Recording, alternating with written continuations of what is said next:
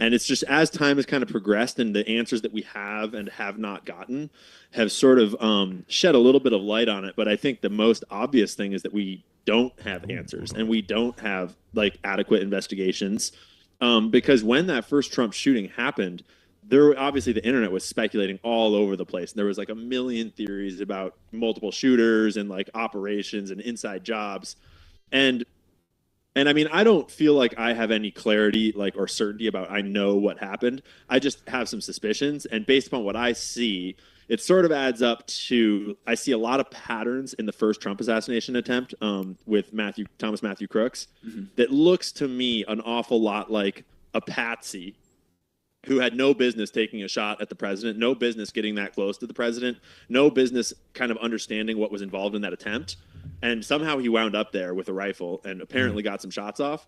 But there were a lot of sort of just like little data points that seemed to suggest that there is at least some sort of like complicity in the Secret Service or members of the Secret Service, although a lot of it was actually not in like the normal Secret Service detail, because a lot of Trump's Secret Service that day got directed to Jill Biden and to other people, and he wound up with a bunch of contractors that were sort of like one day guys or like, you know, brought in. Some of them were like HSI rally agents, like because HSI heavily augments Secret Service, but like they're not trained to the same level. And I'll be honest, like when I've done Secret Service details when I was an agent, like you're like, bro, get me the fuck out of here. I don't want to do this. It's kind of like almost a punishment. You don't want to be there because the Secret Service job sucks. Like I've told people this all the time. Like it's one of the worst agencies to work for if you want to be a federal investigator. But sorry, continue on.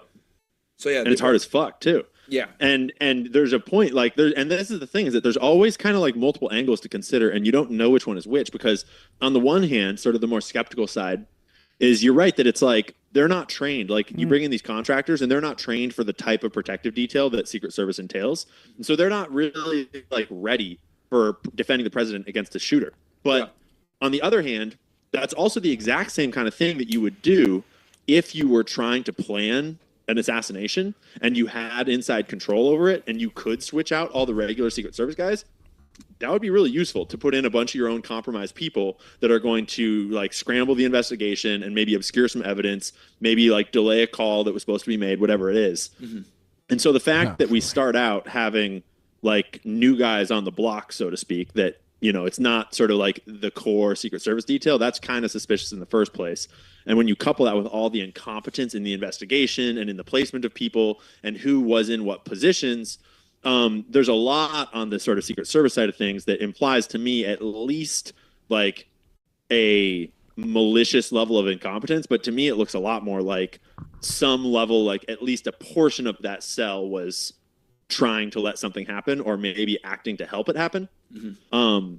And then Thomas Matthew Crooks has all this weird shit around him where he's training at this rifle range where the FBI also trains, where there's also these like connections to like Urich was also training at that range. There's been a lot of people speculating about this guy named Maxwell Urich being involved potentially. I don't know what I'd buy on that. But he's got Thomas Matthew Crooks has multiple cell phones that are apparently encrypted. He's got encrypted bank accounts apparently that have links to like allegedly Iran and stuff. But at the same time, we're told that he has no social media and they can't hack his phones. And so like that's the kind of stuff where maybe they're covering up incompetence. But if he was a patsy, that's the kind of thing we would see also of like, oh, sorry, there's no evidence and he has no social media and he just came out of nowhere and he's this lone crazy guy. So it's kind of this like dueling perspective where it could all be incompetence, but that's what you would try to make it look like if you were intentionally trying to assassinate Trump. Yeah. And that's true. I think the key to like the crux of the multiple shooter theories comes down to the sound evidence and sort of the video evidence, as in a lot of the videos, a lot of people did a lot of audio analysis about like the echo, the timing of the echoes, the sounds of the shots. And I don't know as I'm necessarily 100% convinced that the audio indicates that there's multiple weapons being fired. It sure sounds like there's 3 different weapons being fired. Like there's 2 different primary sort of unsuppressed rifles and then a suppressed rifle round or 2 that get fired in there as well. Okay.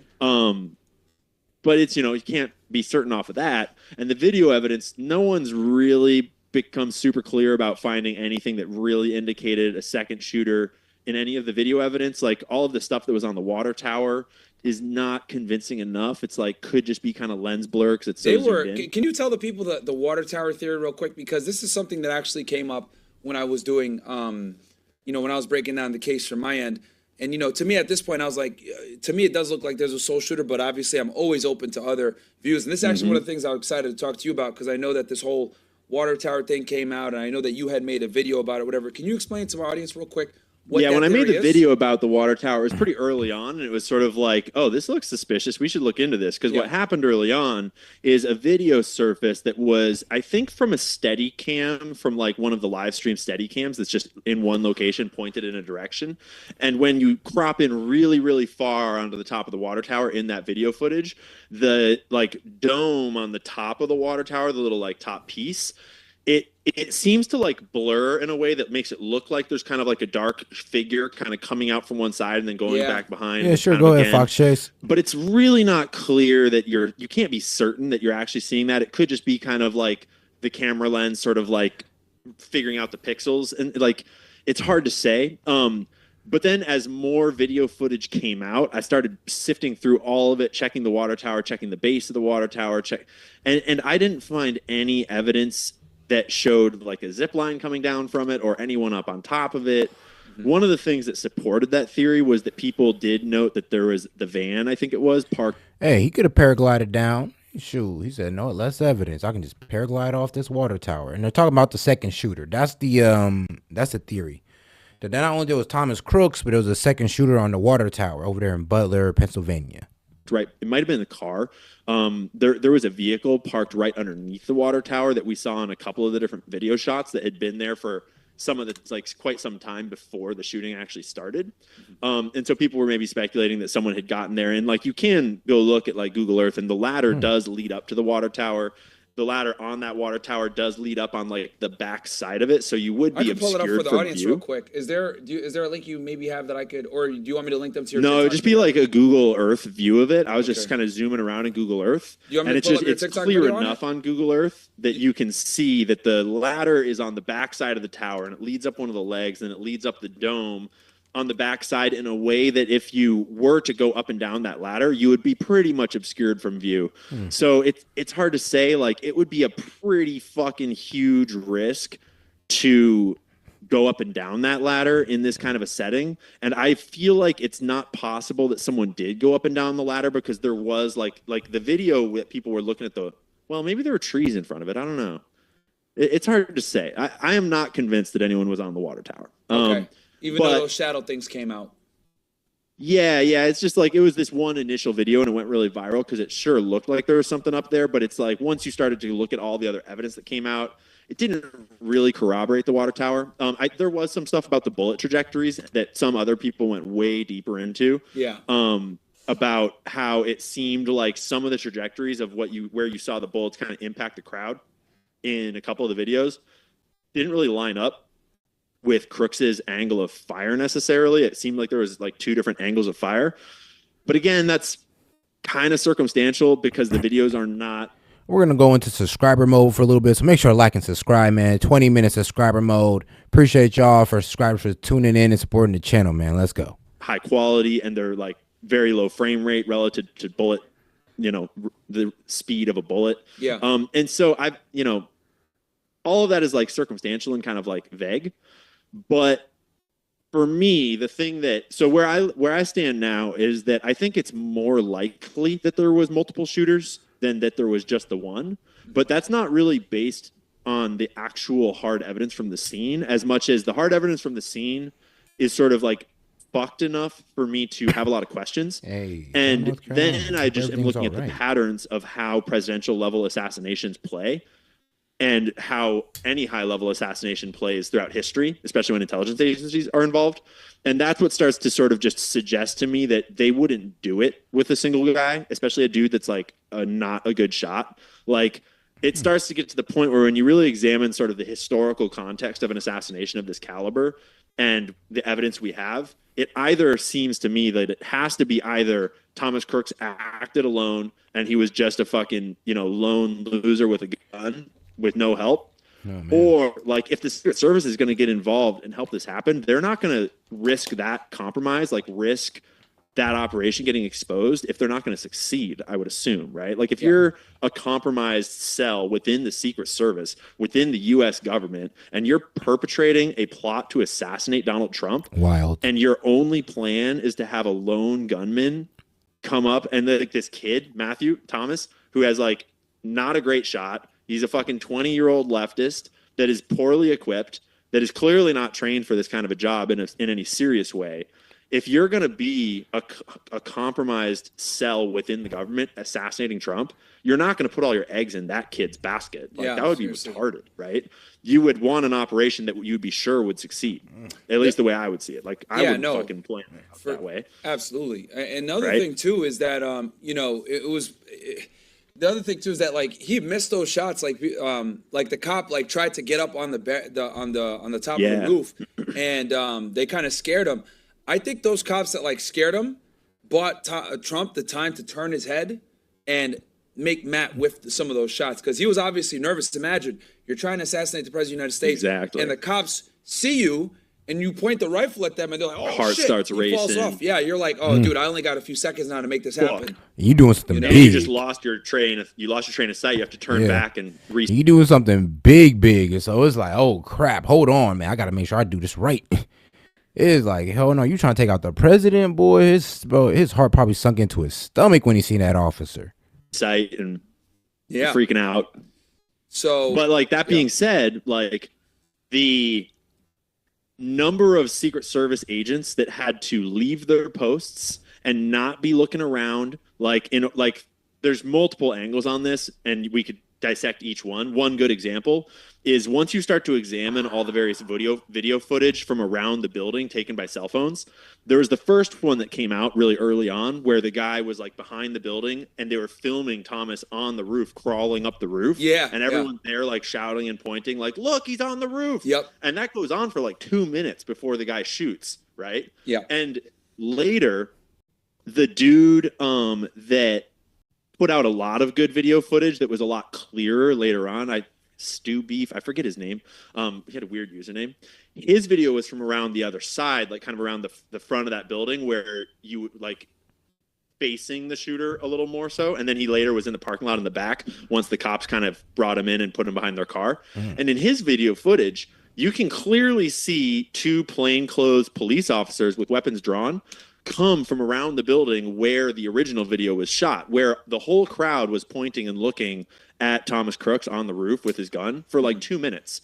So it like clearly shows that there were plainclothes police officers right where that video was being filmed, right where this whole crowd had formed, pointing at Thomas Crooks on the roof holding a gun for several minutes. And so then it's and these are all guys that are working in this building where all of these Wait, it's gonna do it to me. These other like Secret Service agents left their posts and then the second guy left his post to go down and open the door for the guy that like got locked out. They claimed they weren't on the roof because they were hot. Exactly. Like there's all these weird anomalies of like failure to be where you're supposed to be and just like most basic protection. And in the same region, the same sort of team of guys has plainclothes officers over by this crowd that have seen Crooks, and somehow no one has called this in. And so that's where it starts to get to like, I find it hard to believe that all that amalgamation of evidence, and there's more than just that. That's just kind of like some obvious ones that we remember. But that whole like body of evidence, that to me indicates at least some level of like a cover-up or complicity or like intentional negligence on behalf of at least one or two of them, if not a lot of them.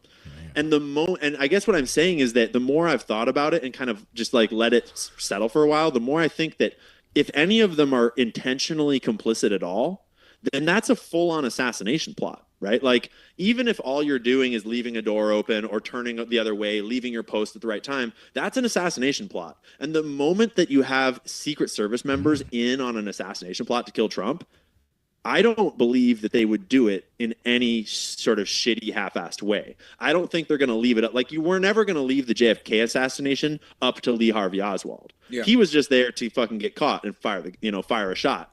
And so to me, that implies that there probably was another shooter. But at the same time, it's like, we don't have any evidence, and it's probably been too long to actually locate or identify any other shooters. Yeah. There were people that were going into like, maybe there's a remote fired rifle hiding somewhere. Like, Lord knows what kind of technology these guys could have. Yeah. Maybe there's a dude in the trees with a tree stand. And it's like, I don't know how to parse all that out. To me, that all just sounds like endless speculation. But we got a lot of questions, and all we saw was Kimberly Cheadle just fucking like obfuscating the truth, lying to Congress, fucking covering her own ass, being an idiot. And then like Chris Wray, the FBI director, same story, just like blatantly. And the thing about Cheeto was like, you know, the former, you know, what was it, Secret Services director was, how the hell she get Secret Service director? That was DEI as hell. I'm looking at this lady's resume and I'm going, okay, hold on. So you was like a head of security at Coca-Cola, which means that you were guarding, well, chips, sodas, whatever Coca-Cola sells. They sell a lot, okay? And here what confused me. How'd you go from protecting inanimate objects or being the leader of protecting inanimate objects to being the leader of protecting the president? I mean, you know, inanimate objects, chips and sodas to president is a pretty big jump. Like, am I wrong? Not trying to do their job. And then you add in that they failed, like whoever tried to do this, whether it was a solo guy or not, that fails. And then what, like a month later, we get a second attempt. And the second attempt is even more tied in to sort of like the types of networks that you would see if our intelligence agencies were sort of trying to contract a patsy or a shooter. Because, you know, before we get into the second one real quick, okay, the second one, that's a whole other thing. Because so knowing what you know now, obviously you've done a deep dive on this. You've looked at this from different angles. You've seen other people kind of come to it. What do you think? Like, and obviously when this first broke out in July, people were thinking there's two shooters. Some people weren't sure, etc. We've seen the testimony from the FBI. We've seen them, you know, reveal some stuff on the investigation. It's still going. They're still, you know, trying to get more information, figure out if there was another shooter or whatever happened. What do you think at this point? Like, what do you think transpired on that day, and who do you think was involved or culpable for this? Now that this dust has kind of settled a bit. What I think is most likely, okay. I don't feel certain or confident in like saying I know for sure, but what I think is most likely is that Crooks was probably surveilled for a long time and probably groomed for this role and probably approached in some format, probably provided with these phones by, you know, some sort of handler and kind of given this equipment and this assignment by a handler. So you think he was put up to this? Like, this wasn't a crazy kid that decided, I don't like Trump, I'm going to just go to this on his own. Okay. Oh, wow. I doubt it. Okay. That's, and, you know, maybe, but I don't think so. I think the most likely is that he was given those encrypted phones. He was given those, you know, those like bank accounts and given this assignment and given a little bit of training probably. And I bet that he was told that the way would be cleared for him, because it takes a whole different level of balls for a 20-year-old liberal to actually take a gun in there, fly a drone around there, like go, like do this whole operation, get up on the roof with a gun. It's kind of reckless. Like, yeah, like I know a lot of liberals, and I mean, a lot of them talk a big game, but like find anyone that's 21 years old that'll actually get up there on that roof with a gun. Oh, wow. Like, you know, and so I wouldn't be surprised if there were handlers and if those handlers provided him with the shit and kind of told him like, this is your route, this is how you're going to get up there at this time, and we'll make sure that you're cleared and no one will be watching you, because you would need to kind of like set those nerves at ease so this inexperienced kid feels like he can actually pull this off. Because if you were just a lone gunman trying to do this, you'd have to be fucking retarded to think that you would pull this off. Like, that's the stupidest fucking idea I've ever heard. And the actual like route that he took, the location he took the shot from and everything, that's not a great, like, that's obviously a place where if you didn't know where Secret Service was and you were expecting them to run a real detail, that would not be a good place to be. They would fucking see you. You would get shot right away. Like, that's not, that's not.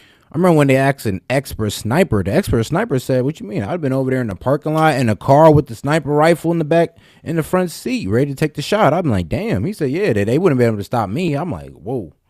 So, yeah, for him to do such an amateur job, more than amateur, it's just like there's just no way a regular kid was able just to get through the cops, Secret Service, and all, like, and get that close to taking a shot to the president without some type of help. Some type of guidance. Not a good plan, right? A better plan would be to have a longer gun and more training and go somewhere like the water tower or go somewhere like up in the trees or like there's a whole fucking like stadium in the other direction across the street. Kind of, it's a little further away, so you'd have to be a good shot. But there's all kinds of like enclosed seating and stuff in that stadium that I'm pretty sure you can get a line of fire from. So like, if you were trying to do this as a lone gunman, I feel like there'd be way smarter ways to do it. And the way he did it, to me, just sort of implies that he was told it would be okay to be there and that that's where he should shoot from. And I would assume that they had sort of given him a scenario of like, here's your plan. You take that shot. This is how you're going to get out. We'll run cover. We'll obfuscate the thing. You'll get away. You'll get paid, whatever it is. Or maybe you'll get arrested and then we'll kind of like, we'll get you out on insane, whatever it is. Like, I bet that he was told a story that made him feel like he was. All right. And everybody was allowed back in the chat, man. Let's go. Going to be taken care of and like he was doing a good thing in some form. Yeah. And I would assume that if you're running like, because the way I see it again is like, do you think he knew he was going to live? It's a real operation. So you think like this wasn't like a self-deletion mission? Like you think that he went in thinking I'll probably make it out of this thing Good alive? Point. That's the only way that I could imagine it being. But how could he have? I don't know. I don't think he knew. I think as soon as he was positioned, like there had to be some type of mind control involved. Because you're telling me there's no way the other Secret Service who took him out instantly, you tell me he didn't see that guy? He didn't see how that guy could, okay, he's going to see my shot and he's going to take me out. Like, there's no, I don't know. There's no way he was, like, put on there and thought he was going to go home without being brainwashed to do so. Because, bro, I'd have definitely, anybody would have seen that, well, the Secret Service guy right there and would have probably thought, like, yeah, if I take this shot, I expose my position and it's a wrap. Truly a lone gunman, and that's not out of the question because like the dude had mental health issues. He looked the part for being ready to delete himself. Like, I would believe that if we got more evidence to kind of like confirm that all the Secret Service bungling of the operation and all the weird cover up that happened ever since was truly incompetence, I would totally believe it. And if we got some sort of confirmation that is what happened, I would be like, totally fair play. Okay. But when I weigh in like all of the Secret Service weird shit that happened, big blunders with the guys leaving and just kind of like just leaving the most obvious place to take a shot from just wide open for minutes. And crazy dude. And places that they were like literally like the window that Greg and his buddy were supposed to be at is like literally overlooking that entire roof. That's like their one job is to look at the roof where Thomas Crooks was crawling around on for multiple minutes. And there's like people shouting, there's a guy on the roof, like outside these open windows that you could, probably hear them all shout. So anyways, like if it is an operation and Crooks has any sort of help, I assume it's a real operation because you're not going to get your hands dirty just to get caught. You're going to get your hands dirty so you can fucking succeed at your mission. And if you're running a real operation, then you'd have a real shooter somewhere hidden farther back or like up in somewhere far smarter with a similar line of fire would be my assumption. I mean, obviously I don't know how these things work, but that's what I would think. Because you'd get a guy up in the trees in the back or like up on the water tower with a zip line or something. Although I don't think we have evidence that I think we have evidence that didn't happen. Paraglide. People were speculating even about maybe like in the space between the ceiling and the roof inside of the building, there's like all these little vents, and people were speculating that maybe someone could have been lying in there, and it's like maybe, but like I don't know. What do you think about? So you think that so you think that he definitely had people that put him up to it, and he had some sort of assistance, which makes sense because obviously this was a crazy thing to pull off. Do you? But we don't know who it is, right? You don't think? Do you think they've been trying to say Iran, which I think is kind of ridiculous? Yeah. Well, they looked like they had that line all ready to go. Yeah. And that adds to my suspicion. Like multiple parts of that is they were ready to throw, like, imagine if we didn't have X and we didn't have all this media that was like us reporting on it and they were allowed to give us the narrative. Yeah. They were ready to feed us like his bank accounts are tied to Iran. Yep. And Bibi Netanyahu had a fucking speech in front of Congress already.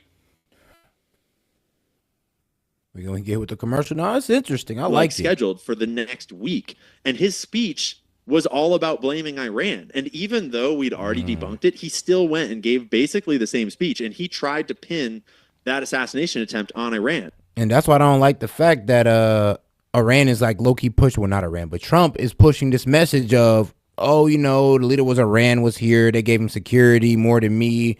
And these are the people that are after me. I'm like, no, don't believe that narrative, dog, because that's how Israel's gonna get us in that conflict in the Middle East. Like, do not believe that narrative.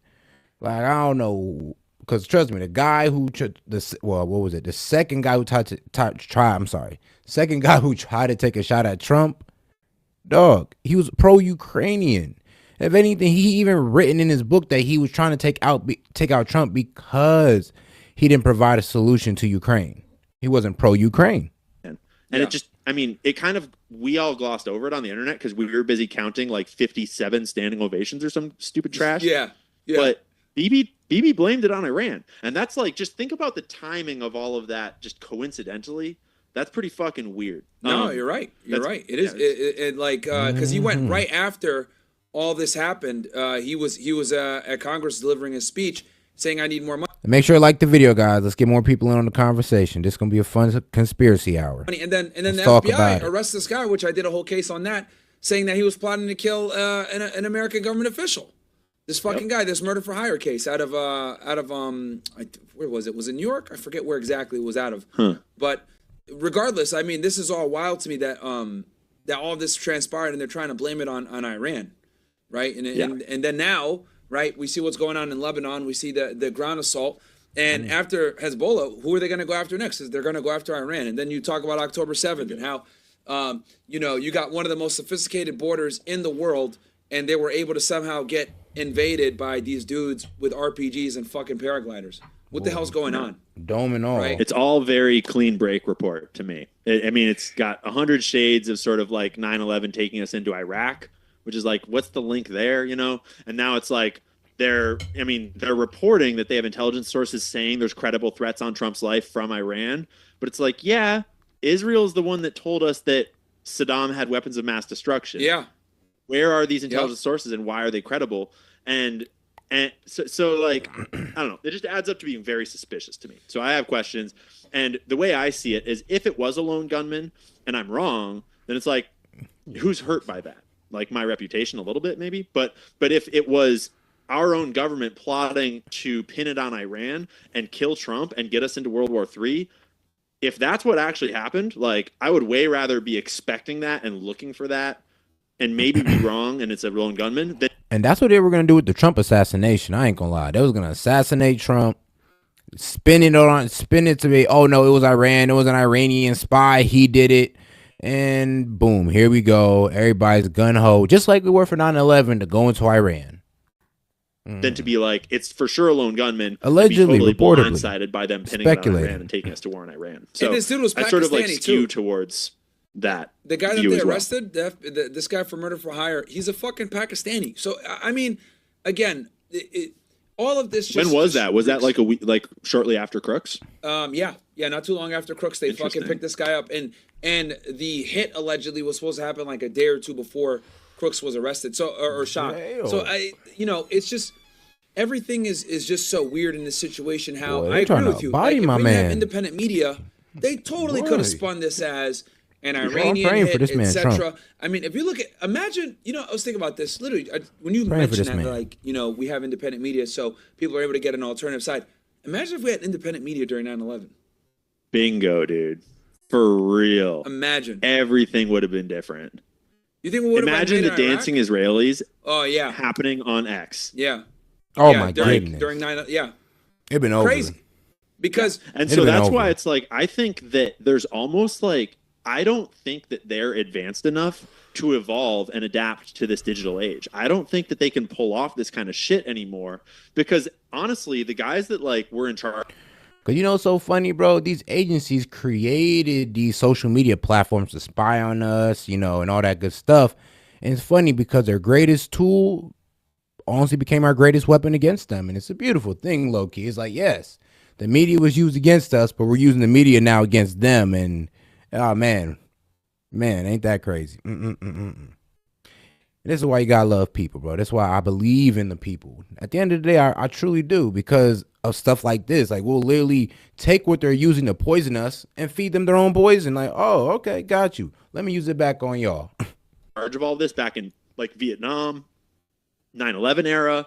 A lot of those eras were like a lot of them were really fucking good at their job. Like the George H.W. Bush Vietnam CIA operations, a lot of them have never been exposed in a mainstream way to this day because they were so good at running these covert operations and keeping them all tight and not letting the media get them. And today it's like, not only do we have all this decentralized media, but a lot of them also suck ass at their fucking jobs. It's like Judith Miller, kind of a fucking trash. Like Christopher Wray, Kimberly Cheadle, whoever the fuck is in on these things, like they don't seem to be super great at it. Yeah. Just based upon like how, I mean, I guess I might caveat that as in like, it looks like there's different intelligence agency operations going on. Like J6, there's a certain level of intelligence operation that happened during J6, a certain one that happened during Antifa. I don't know if it was necessarily the CIA directly, but some sort of covert groups that were co-opting these movements. It's crazy. It's like they put incompetent people in there on purpose. So when, well, I guess the establishment do their grime, they can always put it back on, oh, it was incompetence. It was incompetence. We'll just fire this incompetent person that we put in place. You know, we'll just replace them with another. But then how much incompetent people can they honestly fire until we just realize that it's them? They did a pretty fucking good job of that, of like co-opting and spinning a narrative and sort of like turning that on itself. But then you look at like the Trump assassination and like, dude, that shit got botched. And his parents are radio silent. They kind of got lucky. His parents didn't say anything, which is kind of weird. You see the videos of his dad walking around with the person in the hood and the mask? No. What the hell? Oh, it's super weird, dude. So yeah, like literally the next, like 2 days later after the shooting, Crooks's dad is going to the grocery store with like a dude the same height as Crooks, a person, because we don't know their gender, and they're all hooded up and they've got sweatpants on and a hoodie, and the hoodie is cinched up tight around their head, and they have sunglasses and a mask, and they're like just like not answering any questions, just going to the grocery store and coming back. And it's like, who the fuck is that? What? Who the fuck is that? It was so weird. There was like 2 or 3 different videos that came out of him at the grocery store, and I think going into their house for a little bit there. Wow. And for a minute there, then it's like, okay, maybe it was Maxwell Urich on the roof and Thomas Crooks was actually not even there at all. And like, what the fuck is going on? So that's where like, I don't know what happened, but I know it's suspicious. And both his parents are behavioral psychologists. That was also crazy to me. I'm like, hold on, your son acting pretty irrational for 2 people that are supposed to know, you know, the concepts of rationality. And then obviously he had that very weird Google search right before. How far was Oswald from JFK? Like, I didn't actually know about that. He Googled that shit? Yeah, he Googled it. Yeah, he literally Googled it on his phone. Director Ray, FBI Director Amateur Ray, hour. actually talked about that because I reacted to the testimony. It was him and the director of the Secret Service after Cheadle resigned. Yeah. They were there, both of them talking. And which makes sense. And I actually said, like, yo, this is what needs to happen because the FBI is running a criminal investigation. Secret Service is running, like, their own, you know, internal investigations. Like investigation. Yeah. So, and he said, like, yeah, the guy literally Googled how far was Oswald when he shot Kennedy. So clearly that kid wasn't based because he doesn't realize that Oswald wasn't really the shooter. But that's a whole other conversation. Yeah, exactly. If only he'd known more about Oswald, maybe he would have, like, known there was some red flags about his job that day. Yeah, seriously, right? You should have known, like, you're going to be the patsy too, stupid. But that's fucking weird. But okay, cool. So we can. I'm trying to think here. Anything else on this Crooks thing? On the first shooter, that's a solid summary. I mean, we don't really have answers. The second shooter did kind of shine a new light on it. Take it away. Just in the sense that, like, maybe it's 2 totally different attempts, 2 totally different lone gunmen, 2 totally different like cells or you know threats against Trump that just happened to align at the same. That could be, you know, who knows? Because, you know, Crooks definitely came from a different background and a different, like, pool than the second shooter did. And Ryan Routh is fascinating because we were all, like, Twitter journalists were all super on edge by the time Ryan Routh happened. And the moment that news broke, everyone just exploded into social media and just started downloading everything they could find about him. Yeah. And so there was a way he more, got banned like, same day. He got banned immediately off of X. Yeah. Right? Man. Yeah. And so we, like, learned a lot more about Ryan Routh than we did about Thomas Matthew Crooks. And Routh had all kinds of ties to the Ukrainian paramilitary American operations over there. And that, like, if you don't understand sort of like the covert operations world, it would be easy to look at it and just be like, this is just a super weird solo dude that is like very Slava Ukraine. Yeah, trying to get money. When you really know about how intelligence agencies work, it looks a lot more like he was sort of like an adjacent asset that was intentionally sort of like a para-governmental asset that was intentionally running some sort of like paramilitary recruitment programs, but like based on the money that he allegedly had before he started doing this, and then he's flying to Ukraine multiple times, he's meeting with senators and meeting with people in our government and like recruiting Afghani special forces apparently on his fucking Facebook account, like super weird shit. Yeah. That just all aligns with, and of course, like then one of the videos that I made at the time was that his second follow and his first follower, CIA agent, when he started his X account, was this woman named Kim. Again, that commercial? Kim Soon. Hey. Oh, yeah, I saw you talk about this. Let me pull her up real quick. I forget her name exactly. And she has CIA handler written all over her. She actually is ex-CIA in her bio, but she's also got this resume of like 3 other jobs that are all these like military industrial complex think tank Kim, kind of right? things. Sue Kim? Yeah, Sue Kim. And we found her shit before she deleted it all, before Ralph got deleted off of everything, and before she made all of her shit private and scrubbed and everything. And it just kind of, it's funny. It's great. It wouldn't be the first time the CIA has been trying to, start a conflict. Operation Galileo. Yeah, trust me, it ain't the first time the CIA just started conflicts around the world or in certain places. It all added up to like, it looked to me like Ryan Routh, whether he was acting alone that day or not, he was tied into. This is her right here, right? Let me see. Yeah, Sue Kim. Yeah. Yep. Former CIA. I wonder if it says what her other. Over here, so they can scroll back to the top there. Yeah, let me see. Because she was also like an analyst at several sort of like intelligence think tanks and such, and her being his, like, as soon as he makes his X account, he follows her and she follows him, and her account is private. So there's no reason to follow her if you don't know her and she's not going to follow you back. This her, right? Yeah. Try that out. I bet that's her. No, no, this isn't her. My bad. No. Let's see. Oh, you can't even. No, they took her off. You can't even find it, man. We don't know for sure. What you mean? The information was made public. Now it's gone. Like, once you make that information public, you think the CIA ain't going to scrub the internet now? Like, come on now. Sure. Yeah. But to me, it looks an awful lot like she's not who necessarily talking a handler, about but maybe a recruiter, maybe like a contact, whatever it is. Because there's all different levels of compartmentalization of these kind of paramilitary, operations.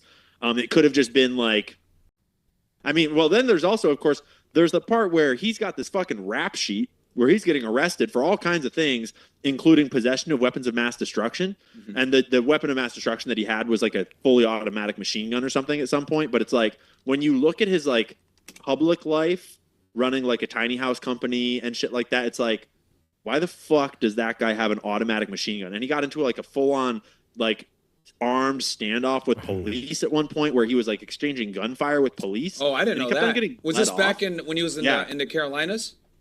His criminal record. Yeah, I don't remember if that was when he was in the Carolinas. I just had my notes up earlier on it, and then I put him away.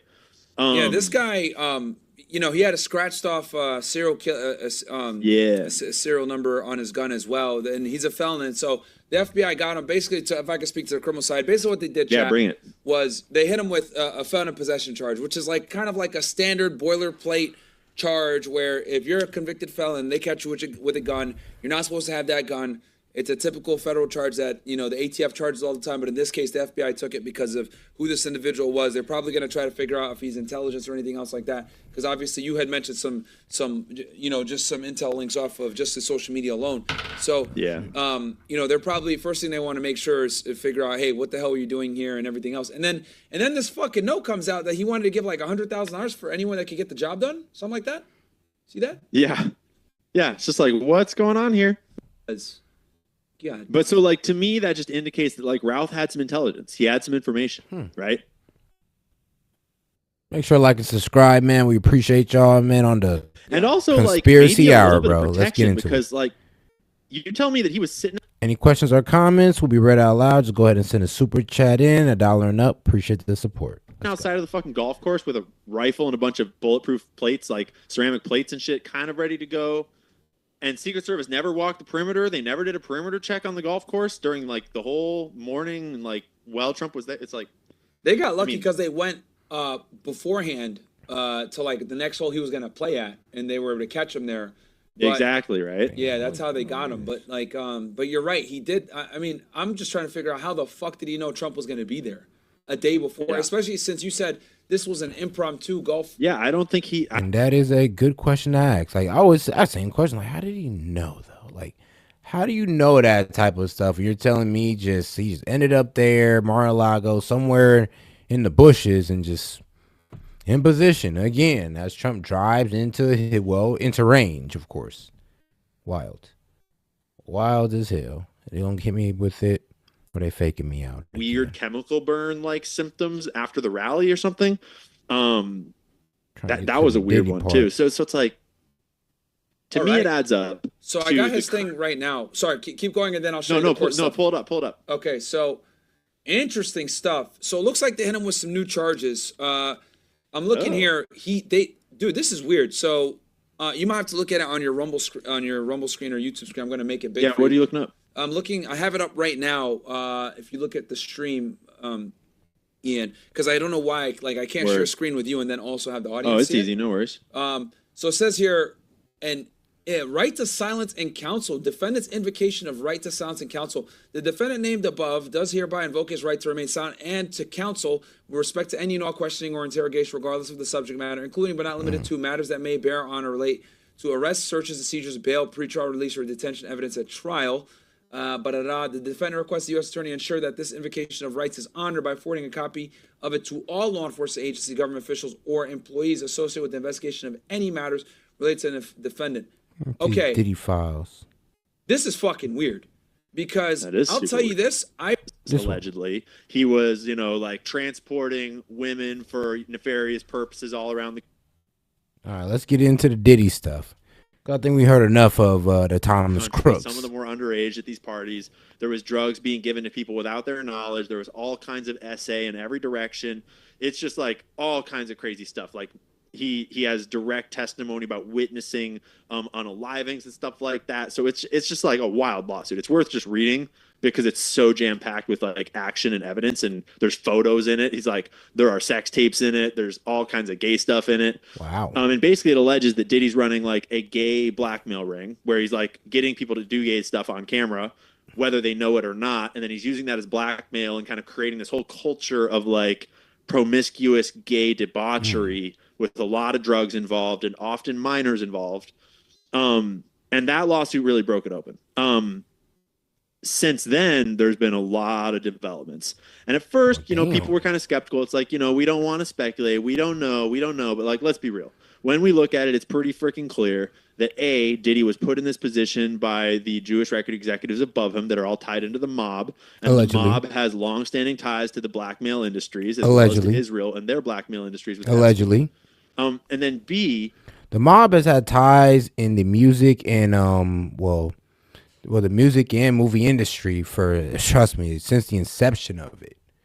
Since the inception of the music and, entertainment industry or Hollywood, the Jewish mafia and the Italian mafia has always had their, grip on it. Foot on the people's necks of those who work in it. Diddy clearly is involved in the trafficking networks because he's getting all of these, women and underage women, the prostitutes and stuff like that. He's tied into drug networks. There's lots of allegations of hip hop stars moving drugs. And he's clearly got blackmail on people, and he's protected by something federal at the federal level because it talks about in the lawsuit how his security guy could make federal and local law enforcement bugger off. Fahim Muhammad, right? Yeah, he controlled that LA. Fahim Muhammad, who was also. So it's obviously that he can control LAPD because what was it? I think it was his what was his ex-wife's name? Kim Porter? Yes, Kim Porter. Yeah. it's funny how he's able to shoot somebody and get off because of LAPD, and also allegedly, supposedly unalive his ex-wife and get off with LAPD. So the security guard for Michael Jackson. And Fahim Muhammad has a real estate degree, and he's got a whole like hundreds of acres of land right on the border of Tijuana and San Diego with the border wall on his property.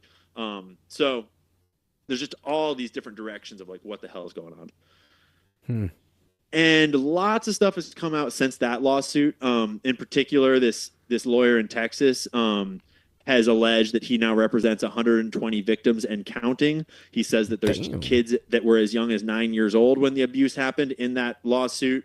He alleges that lots of people are going to get named. Lots of people are going to go down is what he's saying. Corporations are going to go down. He's like, this dude, this lawyer, Bigby, is not shy about making big claims. And he's got a pretty high-powered shout out Germany. He's like definitely a more credible lawyer than some of the other lawyers we've seen so far. Yeah. And then this book drops. And this is really interesting. It's called Kim's Last Words. And it was published. Man. Yeah, a lot going on with that Diddy case. By Jamal T. Millwood, which is like a whole Tupac kind of homage rabbit hole there, if you don't know. And then for Kimberly A. Porter. And what the allegation is, this got put on Amazon like 2 weeks ago or something, and then after 4 or 5 days it got pulled. Wow. And yeah, I'm glad I got it in time, because what it says it is this is a diary, like a journal, a book that was being written by Kim Porter, who is Diddy's ex-wife, who died mysteriously of pneumonia, right at a time when all sorts of other people were dying of pneumonia all around Diddy. And she allegedly wrote these words herself, and we're compiling them on a drive. And it tells the story of how she met Diddy and her whole life around Diddy, and lots of the scandals that Diddy was involved in. And then of Diddy kind of like, of her wanting to get out, and then her stealing some of Diddy's blackmail tapes from his vault in order to create like a we appreciate security, that, Gelato. Blanket, so to speak, a vault, so that if he ever came for her, she could release it. And then the very last page of this book is her writing that she's getting sick, she's getting pneumonia, and she's writing the last pages here while she's waiting for the ambulance to come and get her. And she writes, "Diddy got me, I'm dead," basically. Wow. And it's like, what is this, and how could we ever trust it? And at first, it's like, you can't trust it. At first, this is just total hearsay on the internet. Someone's just doing a cash grab, right? But then when you read it, it's like, it's pretty detailed, and it's detailed in the way that implies that someone was it feels like someone was there for these conversations, and it feels like she's actually remembering real conversations between Diddy and Jay-Z, and Diddy and Pac, and Diddy and Al B. Sure, and all these things. And it makes all kinds of crazy allegations, like wild, gay allegations, wild conspiracy allegations about what Diddy Tupac did is to gay, other but people we know that in the industry, that he ordered the hit on Pac, and then sort of halfway ordered. I know. If you don't know that Tupac was messing with men as well, man, I got a video to show you if you want me to show you. Allowed the hit on Biggie to happen. It actually kind of alleges that the entire beef between Diddy and Pac that led to Tupac getting shot actually started because Diddy wanted to have a threesome with Tupac and Kim Porter, and Tupac was like, "No, dude, get out of here. I don't want And that's on this book. That's on this book. That's what it says. Yeah, it says that Diddy, because Diddy was that's really her fond words. of that. Yeah. Let me read you one of the most effed up quotes in here. Sure, go ahead. Bet, let's go. This is about the first time that Kim played with Diddy's booty hole, because he begged her to. Clive had already been grooming Diddy's booty hole real good. So Clive had taught Diddy all about the booty hole. Really? So yeah. Okay. And then he asked Kim, he wanted Kim to start playing with it. Wow. So let me get this straight. So Diddy and Clive Davis were lovers? Oh yeah. Clive groomed Diddy into the gay world. Yeah. So Clive was 40 or 50. That boy was right. His security guard was right. He said, "Nah, Diddy ain't learned this." He's like, "Nah, this ain't just something you just become." He said Diddy was groomed for this. He said he learned it. I was like, dang, I guess he's right. And Diddy's this young 20-something-year-old black thug. And Clive picked him up and like, and I'm sure that Diddy was already like, allegedly fucking doing whatever he wanted to do. But Pac Clive, was gay, the allegedly. strong rumors in this book and in the industry, all over the place, people are alleging that Clive Davis and Diddy were lovers. Because I was going to ask you this, and before you read that thing, because I was like, okay, because when I heard all this stuff come out, I was like, okay, is Diddy actually a homosexual, or does he do it to have power over people and blackmail them? Right? Oh, it sounds like he's more gay than straight. Okay. Based upon what most of the people in the industry are saying, not just this book at all, although this book is totally on the same page as that. Okay. But basically everyone in the industry I'm hearing talk about it says that Diddy is more interested in men than women.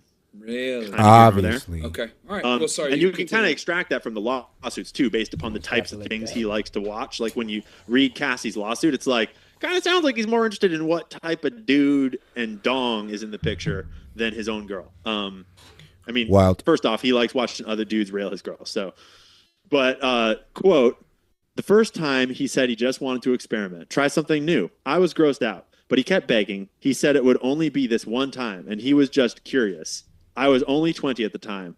I said, what the hell? I hated it. He bled from it, and there was shit on it. I left him alone after that. And that's just like the first chapter. That's just the last sentence of the first chapter. Huh? That's it just warming up. This book, like, it only be this one time. And he was just curious. I was only 20 at the time. I said, what the hell? I hated it. He bled from it. And there was shit on it. I left him alone after that. And that's just like the first chapter. That's just the last sentence of the first chapter. That's it just warming up. This book, like, gets wild. And it got pulled off Amazon. Say again. And you said it literally was on Amazon for a few days. It got pulled, right? Yeah, it got pulled. Yeah. Do we know who pulled it? Was it Diddy's like legal team or? The guy that is in charge of publishing it, the guy that's publishing it under this pseudonym, he recently did a interview on The Art of Dialogue, which is super enlightening as to what this is. And to me, it lent a lot of credibility to this book. R.I.P. Kim Porter. Because the guy has broken other whistleblower testimony before. He's been involved in other legal cases before. He alleges that he was approached. He's a white guy. And he alleges that he was approached by sources close to Kim, which you assume are the people that Kim sent this flash drive of all this stuff to when she died. They apparently approached him and said, it's time and we want you to release this. Here's the flash drive with what's on it. And he vetted what was on the flash drive. And it was all of these like pages of documents that she had written, along with a whole bunch of video files from the vault, the ones that Kim had stolen from the vault. And he says that he has seen the videos and he intends to release the videos. And he also says that he intends to allow people to forensically examine the sort of like metadata of the flash drive in order to kind of corroborate it and all that. Okay. And you know, everyone should make their own judgment call about it. You know, you should watch for yourself and kind of judge whether you think it's real or not. To me, it lent some credibility to it. It's still kind of a trust me, bro. But all combined, it adds to the picture in a way that fits right. Trust me, bro. I like it. And if it is real, this book is pretty enlightening in terms of what it's talking about. It talks about why Jay-Z is on the scene and how Jay-Z basically like ratted Biggie and Tupac out so that he could climb the ladder because he was sick of being in Biggie's shadow. It names a lot of names about who was sleeping with who in terms of like male rappers with male rappers. Talks about what was happening at the parties. So it's I knew it, man. I told you, bro. It's like hood niggas is the new gay niggas now. It's like now hood equals gay, and maybe we can stop black men from being want to be hood if we related to being gay. Like, you know what? That might just work. Fuck it. We need to do it. If people can get their hands on this book, it's worth getting your hands on. It's only like 40 pages. It's, you know, a 1 hour read. Wow. Is that a couple bucks on the internet. I'm sure it'll go back up somewhere at some point, but that adds a whole new layer to the story in terms of like where Diddy came from and what his life story actually was and the kinds of things that he's been doing all along. And it kind of basically it just fills in and cements all the rumors that we've all already heard. It's like we've all heard the rumor that Diddy killed Pac. We've all heard the rumor that Diddy has gay freak-offs. We've heard the rumor that Jay-Z is fucked up. But like that kind of puts texture to it all if it's true. So that's one aspect. The other aspect is this Big B guy that just came out. And then the other aspect that I don't think we've talked about together, but is super fun tinfoil, dude. Do you remember the Trump Doral hotel shooter? It was from 2018. Yeah. Oh, God, at this point, searching this on YouTube and pulling up a tab on YouTube just so we can show people the visual. Because a lot of people saw parts of this video at one point, but they haven't thought about it. Bro, at this point, anytime somebody say something hood, you might as well say no Diddy after it, man. You might as well say no Diddy after it. Like, even if you say on gang, like, Diddy gang? Freak off gang? Like, what you talking about here, bro? Nah, bro, no Diddy. It's like, it's about to get that serious. Like, bro, niggas can't even look at baby lotion the same anymore now. Like, bro, we're literally looking at baby lotion like, damn, that's wild. That's wild. That's wild. He had that baby lotion. 3 or 4 years. Mama said baby oil. We can't even look at baby oil the same. I'm sorry. We cannot look at baby oil the same. And if they just see a clip of it, they'll remember the guy a little bit. Because so what happened is back in 2018, this white dude walks into Trump Hotel in Doral, Florida, I think it is. It's like the Doral Hotel in Miami, Florida. And he's got a gun and he just starts shooting the gun into the air. And he like just kind of walks around. He drapes an enormous flag over the front desk, pulls the chandelier off the ceiling, and shoots a gun a little bit, and then just stands around, smashes some shit, and waits for the cops to show up. And then the cops show up and he kind of has like a half-assed firefight with them. And I'm then showing he just it kind on of screen runs right now off for and them. then gets arrested. Yeah, I'm showing this right now on the screen for them. This guy, he drapes like an American flag kind of on the front, and he's like throwing shit around. He's trying to attack the camera. Yeah, this dude's a fucking weirdo. Can you scroll way forwards into the middle of the video where he's sitting in the room getting interrogated? Yeah, let me do that right now. Because that sort of is the iconic shot of it, is when he's in that, like, in the hospital later getting interviewed by the police. And in that interview, he says some crazy stuff. Okay, so and at the time, it was like, yo, that man wild. Shot at the police is crazy. Like, what is he even talking about? And for those of you that are wondering, guys, Doral is maybe like 15, 20 minutes from here, from Miami. It's a little town outside the city. Closing in on the suspect. No, it looks like this video does not include. Yeah, this video doesn't show it. Let me see if I can find it here somewhere. Yeah, them boys evil. Because at the time, the interview was gibberish. It was like basically like just cue conspiracy theories and like all this other stuff. But he alleged that he was a Diddy sex slave. I got it right here. And here he is sitting here. Yeah, and this is before anyone knew about P. Diddy in the public at all.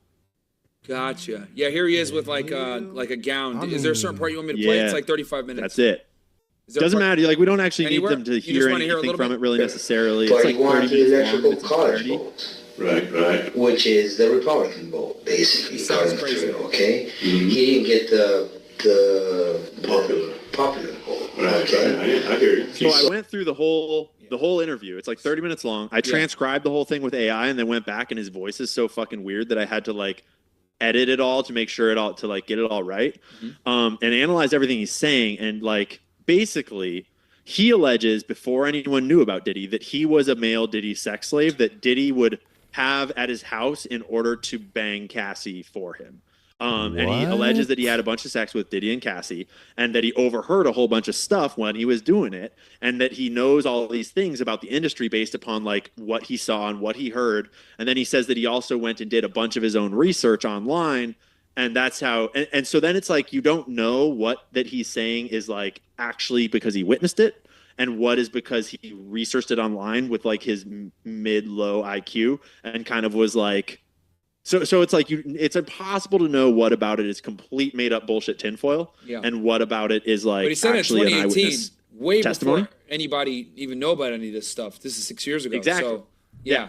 And so that's why, like, that was the first thing that went off in my mind of like, oh shit, that's like puts a whole new light on this dude. And I went back and looked at it, and it's like, you got to give it a little credibility, because like that's not the kind of claim you make up. That's not the kind of claim you can just pull out of nowhere. Years before anyone knows it's real.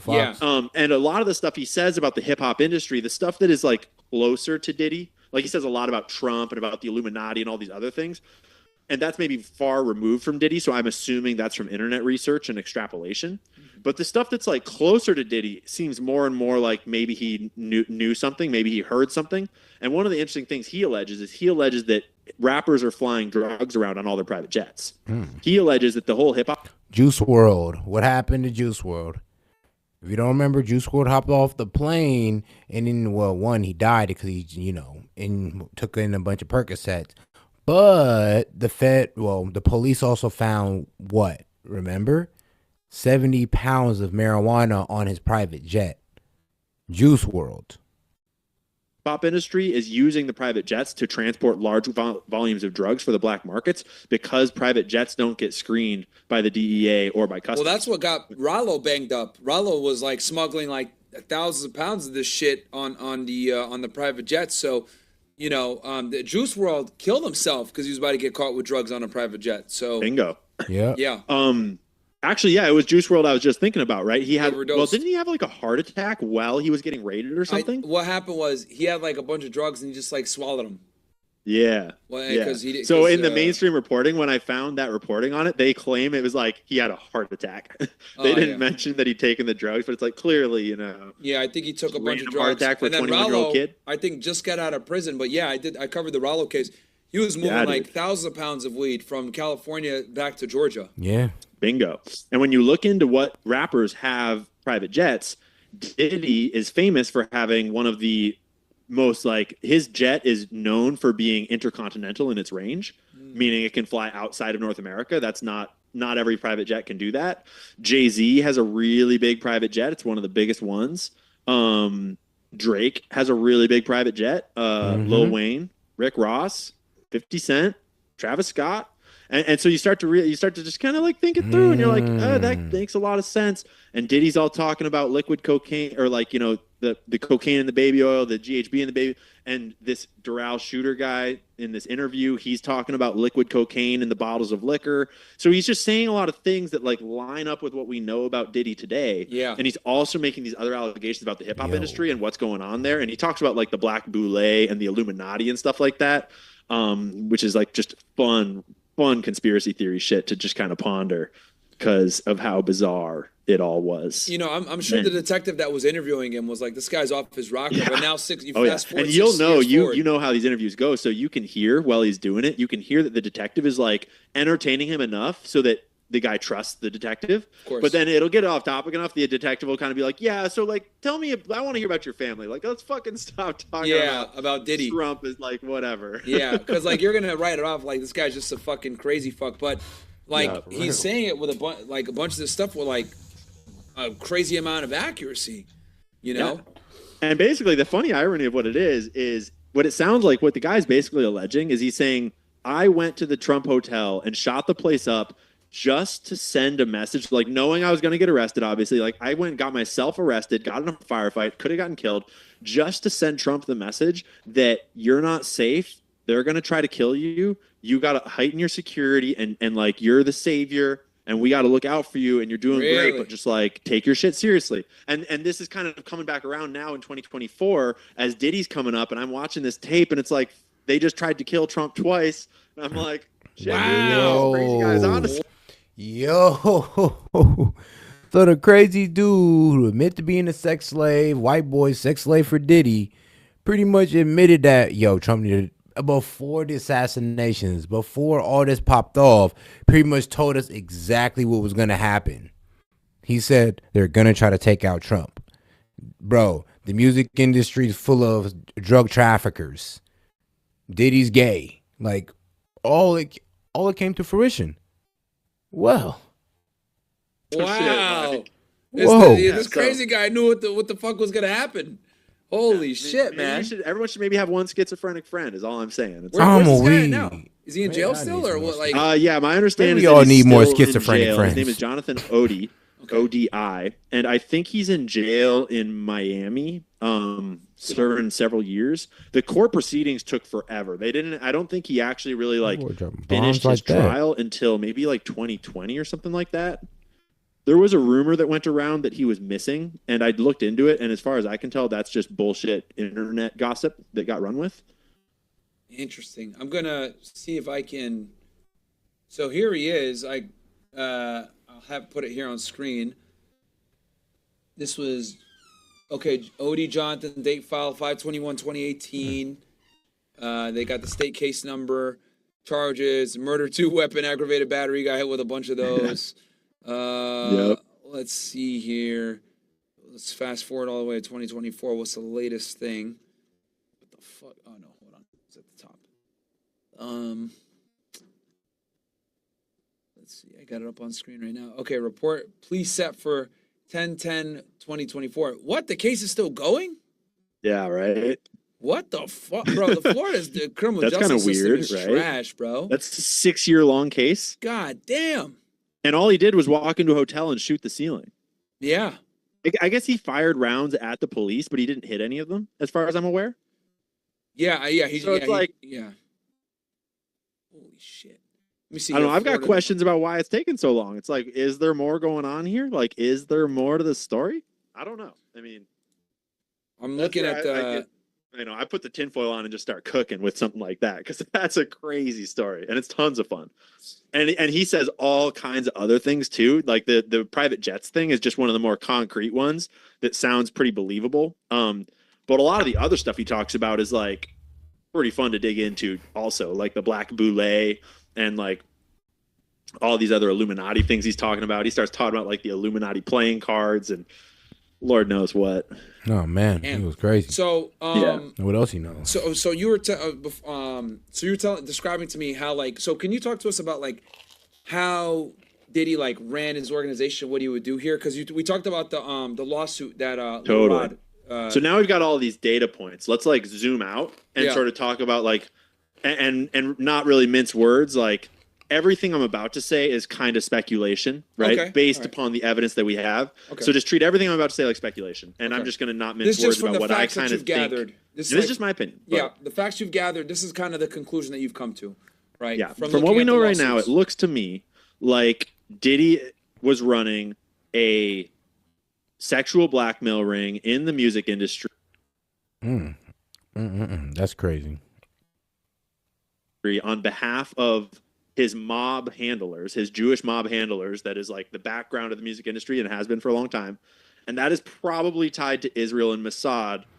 Not necessarily like Mossad is telling them everything to do, but just in the sense that like those tapes are probably making their way back to Israel because they're very, very valuable. And they're, blackmail on all these powerful American celebrities and politicians and sports stars. And so if those are in the hands of Jewish mobsters in the music industry, you better be sure that Israeli intelligence is in communication with them and has some access to them as well. And so he's running this sexual blackmail ring by basically being in the middle of Hollywood. He's famous. He throws all these crazy parties, and those parties sort of have tiers where like lots of people get invited. And then the after party is sort of like, if you know, and you can stay. And they're definitely like all fucking each other, but they're also pretty clearly also fucking young child stars like Justin Bieber, like Usher when he was younger, lots of those guys, lots of boys, lots of girls. But it also sounds like they are trafficking children in from the trafficking industry, like not kids of fame, not kids from Hollywood, but actually just like disposable children. Mm-hmm. And I'm starting to suspect that lots of kids are being killed or just dying from this abuse or from some of the like more sick, dark kind of rooms that are happening at some of the parties probably. That's kind of coming out of the whistleblower space, and people are still afraid to talk about that more like, the unalive kind of stuff. He's definitely, there's drugs everywhere in every direction. Everyone's doing all kinds of drugs willingly and unwillingly. And we know that from lots of lawsuits. Yeah. And it all adds up to sort of like the guy was put in place in order to manage our culture, in order to manage the music industry, in order to create blackmail and create debauchery, to fill the prisons, to sort of like debase the culture, to undermine the family, to undermine black culture. Like, it just looks like that's what's been going on for decades here.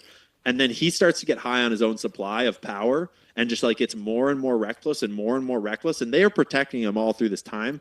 But it seems like eventually it got hard enough to protect him, or enough came out, or like maybe like it kind of looks like Cassie just was brave enough to file a lawsuit at the right time when it was like the climate was such that it was hard to kind of put a lid on it, and her lawsuit was salacious enough, and then it spurred enough other people to want to file lawsuits that they were kind of like did the math and realized like, we got to cut ties with Diddy. We can't protect him from this. And he's already a liability. And I assume they've already got Jay-Z ready to step in and fill his shoes because everyone in the industry is talking about how Jay-Z is just as bad as Diddy.